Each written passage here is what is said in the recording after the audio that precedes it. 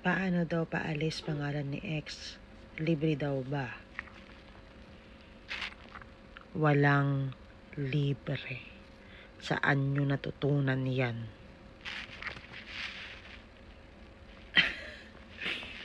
Pati po ang consultation para malaman kung paano paalis ang pangalan ni ex ay hindi libre. Paano ang step? Unang-una, magpabook kayo ng consultation sa Yes Pinoy Pro. Pag nagpadala kayo sa amin, meron kami pinapadalang mahabang message, pakibasa. Andoon yung step by step kung paano magpabook ng consultation.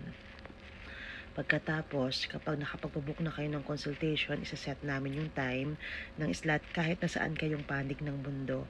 Yes, pwede. Walang problema. Kung kayo ay divorced na sa ibang bansa, hindi considered yan. So we have to do the proper way, legal way to do things sa Pilipinas. And yes, walang impormasyon na libre, kaya may consultation fees. Kung nais ninyo kaming kung nais nyo magpabook, you can contact us in our WhatsApp. You can check our number in the bio. And then, book for the consultation. May group consultation tayo para mas maliit yung babayaran ninyo. Meron naman tayong one-on-one consultation. So, don't worry, pare-parehas ang sitwasyon ninyo.